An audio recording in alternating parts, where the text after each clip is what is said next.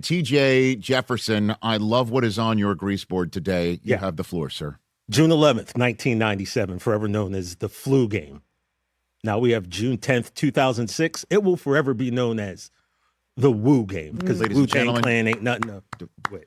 Okay. That's my man right there. Things did turn here on June 10th, 2026. The minute Method Man and the rest of the Staten Island streetwise troubadours, as they're known, the Wu-Tang Clan, got out there and performed at Madison Square Garden. But when they were performing at Madison Square Garden at halftime, I was staring into the abyss with the rest of Knicks fandom last night. I've never seen anything like it, nor have you, because nobody's ever come down from 29 points down to an NBA Finals game. It was as historic as ever, and it sure didn't feel that way to me or anybody in that building or anybody that was rooting for the Knicks. And it certainly felt like the San Antonio Spurs were taking this back to San Antonio to wrest back home court advantage from a team that took it from them in such what was thought at the time heartbreaking and soul-crushing fashion, to take a 2-0 lead back to Madison Square Garden. And then the Spurs could have just absolutely flipped the script and gone back home and taken advantage of home court advantage and become the first team, poised to be the first team ever to come back from an 0-2 hole, having lost those 2 games at home in the history of the NBA Finals. It never happened, and they had a chance to do that, and they came out and just absolutely hit the Knicks in the mouth. And then the whole conversation of how this game would be officiated, boy, did Knick fans get an infuriating answer to that, with Karl-Anthony Towns already having 1 foul on him, drives past Victor Wembanyama to the basket. Wembanyama's arm underneath Karl-Anthony Towns's, and the foul is on Wembanyama as Karl-Anthony Towns goes right to the basket, and the Spurs challenge. And it was a brilliant challenge by Mitch Johnson, because you very rarely see a challenge just a minute plus into a game, but this would put Karl-Anthony Towns on the bench with 2 fouls if it was reversed. Yeah. And I saw it as Wembanyama's arm being pinned underneath Karl-Anthony Towns as he started his drive to the basket. But as he drove to the basket, Wembanyama had ample time to remove his arm from it, Karl-Anthony Towns, and instead of that, actually kept it pinned underneath him and had his hand on Cat's stomach as Karl-Anthony Towns went to the basket. And we come back from break, and it's like, oh, yeah, that's a second foul on Karl-Anthony Towns. I thought it was. And I thought that at the very least that was, can't tell, really can't see it, can't figure it out one way or the other. Call stands. We're not putting a second foul on Karl-Anthony Towns. And instead, what happened is they did that. The Knicks watched Karl-Anthony Towns head to the bench. I saw this stat at the bottom of the screen from the NBA Finals outstanding coverage on ABC. It's the fastest a player has picked up 2 fouls in any game, regular season or playoffs, since 1998. I missed that. Wow. That's the way this game began, with Karl-Anthony Towns getting 2 fouls called on him faster than any other human that's played in the National Basketball Association since 1998. And I'm like, all right. Yeah, I was like, oh, here we go. But how would the Knicks handle that adversity? They spiraled. There's no other way to put it. They spiraled, and all the Spurs did was make 3-pointers and make their shots. They made 14 threes. They rained them in. They just kept raining in 3-point shots. They made 14 threes in the first half. Wembanyama wasn't missing. My God, Vassell wasn't missing. Champagny wasn't missing. De'Aaron Fox wasn't missing. Dylan Harper is unbelievable. He's getting ready to take over this league. Yo, he's in so front of good. 5-ring Ron in the stands. His dad. He was unreal. This Spurs team absolutely blew the doors off of Madison Square Garden, scoring 76 points in that half, ripping the Knicks' hearts out, and showed it to them pumping, with Victor Wembanyama with 40 seconds to go in the first quarter, pointing to his skull as he's down on the ground because Mitchell Robinson flagrantly fouled him out of frustration. And I'm sitting there thinking, this is because the association didn't put a flagrant on Wembanyama in between games 3 and 4 for a clear flagrant shoving of Jalen Brunson down to the floor, and left the Knicks feeling they had to have some vigilante justice. And Wembanyama rightfully pointed to his head saying, I'm in your skull. I'm in your head, is what he said to Mitchell Robinson. He might as well have been saying that to every Knick fan in the building. He was in their head. Every Spurs player hoisting a 3 was in the head of the Knicks and the coaching staff and the fans. Everything was going in. Everything for the Knicks was spiraling downward. They were going to blow that 2-game advantage and their home court advantage. They were in the process of not only blowing it, but blowing it straight to smithereens. And that was the second time he did the in his head because he scored on him and he said the same thing to him right before he got right. And he was barking it and he was talking to Mitchell Robinson, who took the bait. Yeah, he did. Took the bait. And everything was going right. Mitch Johnson, brilliant challenge to start. Mitch Johnson hacking Mitchell Robinson up 20. Brilliant move. Keep the Knicks off balance. Keep the fans quiet. Keep things going. Second half hit. I don't know what the hell happened to the Spurs. The Knicks did speed them up, but the Spurs played ridiculously un-Spurs-like basketball.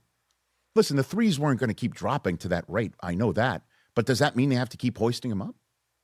They were playing like the Celtics. I don't know what the hell they were thinking. And, you know, obviously, De'Aaron Fox is the avatar for that, with the way this wound up going down in a fourth quarter for the ages, as the Knicks slice things down to 15 points by the start of the fourth quarter. But everybody out there pointing a finger at De'Aaron Fox for not holding on to the basketball with 14 seconds to go and hoisting up that shot, that layup that OG Anunoby blocked. He could have held onto it, forced the Knicks to foul, gone to the free throw line. If he made 2, the Knicks would have been down 3. The Spurs could have fouled to prevent a 3-point shot. It would have been far more difficult for the Knicks to complete this at that point. De'Aaron Fox also made a 3-point shot in the middle of all this to give the Spurs a 7-point lead, the largest lead that they would have for the remainder of the game. He did have several turnovers. He played poorly. Everybody did. Wembanyama missed 2 free throws. Suze, I was sitting there with you. We couldn't believe he missed those free throws. We thought no way possible. No. We thought the game was over with those free throws. We thought the game was over when Stephon Castle made his 2. He is just a stones player. But so is OG Anunoby, and so is Jalen Brunson. The two of them combined last night for 69 points. And in the fourth quarter, OG Anunoby and Jalen Brunson combined for 31 in the fourth quarter. That Brunson 3 reigned over Wembanyama down 4, 104 to 100 to make it a 1-point game. I was screaming my head off. I couldn't believe he was doing it again. And Jalen Brunson showed up in a crucial spot. Pardon me. I was looking at their plus minus. They combined for 17 points in the fourth quarter. 17. And then Jose Alvarado. I mean, mentioned him multiple times yesterday, Rich. Mike Brown deciding to put Alvarado on the court in the fourth quarter over Mikal Bridges was a brilliant move because it allowed Brunson to have another ball handler of note out on the floor. It created some spacing. And Alvarado in that fourth quarter, 3 of 3 from the floor. He made both of his threes. He also facilitated 3 assists, including 1 bounce pass to Anunoby in the corner for a 3. It also gave them speed. I mean, that's what I saw, is that it not only going smaller, they went faster and created more opportunity in the open floor. And that sped the Spurs up too, which is why I think De'Aaron Fox decided to go for the layup. They were just playing fast. They just got out of their rhythm. The Garden crowd might have had something to do with it as well. But, I mean, we could go on and on and on. I don't know how the hell it happened.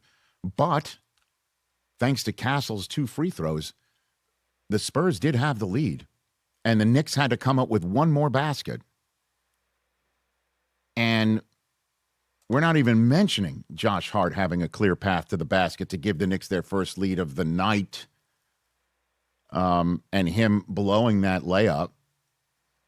And later on in the show, I'll revisit why this particular moment caused Knicks fans to need a seance. It was like the Patrick Ewing. Bingo, sir. I said it at the time. This felt like this generation's version of Patrick Ewing finger rolling one off the back of the rim. It was the same end of the floor that he finger rolled one off the back rim in Game 7 of the Eastern Conference Finals to the Indiana Pacers, one of the many ghosts that clank around Madison Square Garden. But I digress. Jalen Brunson, with seconds to go, decides to hoist a damn near logo 3. It goes off the front rim, and OG Anunoby, who came from the inbounds passing position, nobody caught him. De'Aaron Fox is also being called out for watching the paint dry on this moment because he was the one who could have gotten in the way of Anunoby rather than trying to double Brunson with Wembanyama on him. But Anunoby, with one right hand, enters New York sports lore. 1.2 ticks to go, gives the Knicks the lead with a remarkable play. Unbelievable. I will never forget this moment. Knicks fans will never forget this moment. This is going to be the type of stuff, that it's how legends will be talked about forever in New York City. This is how legends are born. Now they've got to finish things off. I get it. But it's the largest comeback in NBA Finals history. 29 points. They come back from that far down. We have it was just a litany of firsts that we have not seen before. That's just one of them. I think we have a board on that front that we put in the hands of the great Sean Mitchell. Pops it up right here. The board of all the records, the Madison Square Garden Miracle or the Woo game, as you referred to it, TJ. Indeed. It's the second 20-plus point comeback in NBA Finals history. The 24 points the Celtics came back on in their 2008 Doc Rivers and KG and everybody's season.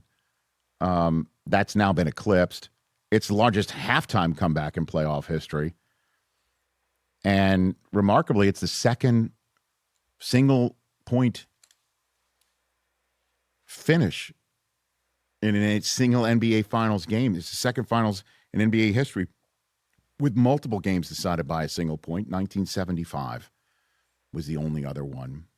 Would you call this the greatest choke in history? You know what? Is that the Brockman seat talking? I right mean, there? I am from New England. It has to. How can you not refer to it that way? All we're talking about is the greatest comeback, but that game seemed done. It seemed done. No, I know that. How about this? Okay, because on top of it, here's what the Spurs are going to have to deal with. On top of it, they were in the bonus in the fourth quarter, meaning shooting free throws every foul the Knicks would commit. They were in the bonus in the fourth quarter for the second straight time. Both games in Madison Square Garden, the Spurs were so early in the bonus of shooting free throws on every Knick foul.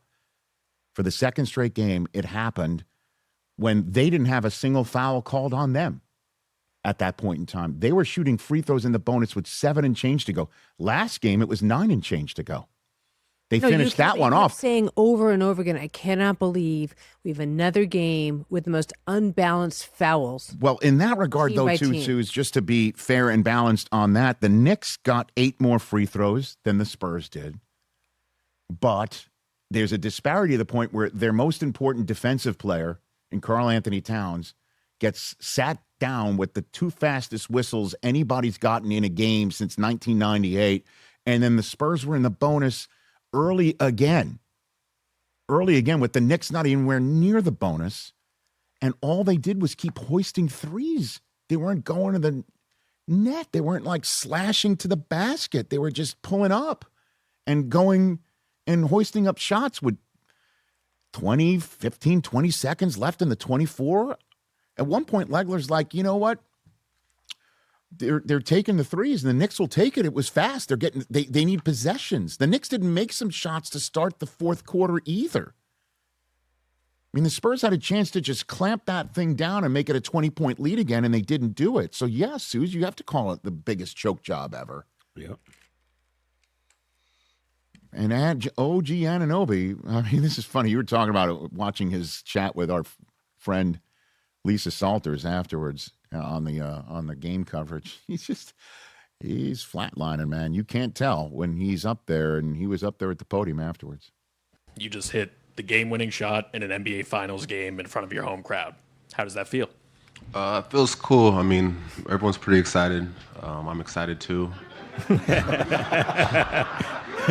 I'm excited too. We're all excited. We're enjoying it right now, but we're just focused on the next game now. He seems really excited. Feels cool. We're having our fun with Brunson, right? About how he's just like, we're 0-0, and the Knicks have just saying, we're 0-0, this means nothing, this means nothing. I mean, OG Anunoby's name will now be talked about forever. I mean, Larry Johnson's talked about for a 4-point shot in Madison Square Garden in a series. They lost to the Spurs by 4-1. Big L. Now this guy's putting the Knicks up 3-1. I mean, every time anybody ever teaches the game of basketball and you talk about crashing the boards, you're going to see a picture of him. Yep. Had he not done his job the way he did his job so effectively, because there was a lot of ball watching last night. Yeah, Hart was popped, but the one that Castle put back in to get the 2 free throws, Legler called him out, or no, it was Richard Jefferson called him out for ball watching.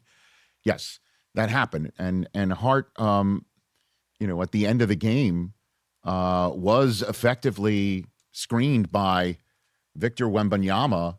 Castle had a wide open dunk if Karl-Anthony Towns had not tipped that inbounds pass with 1.2 seconds to go. There's so many ways this could have gone, but it went the Knicks' way. And I am over the moon as a Knicks fan. And I know there's a lot of Spurs fans out there listening to this right now. If this was the end of the series, your time will come. My God, you've got so many incredible young players. Wembanyama's just flat out unstoppable. And Mitch Johnson might have learned something as a young coach last night, too. Oh, a learning process. Right? My God, was that What's unbelievable. Pop going to say today? Yeah. I don't know. The bat phone. He might meet them at the airport. Or he might have already met them at the airport. They got their hands full because the Knicks are feeling destined, and they've now got to win 3 in a row against a team that won 13 in a row before that Game 3 loss. Hey, you made it all the way to the end. Thanks for that. Check us out every single day streaming live on Disney Plus and the ESPN app 12 to 3 Eastern.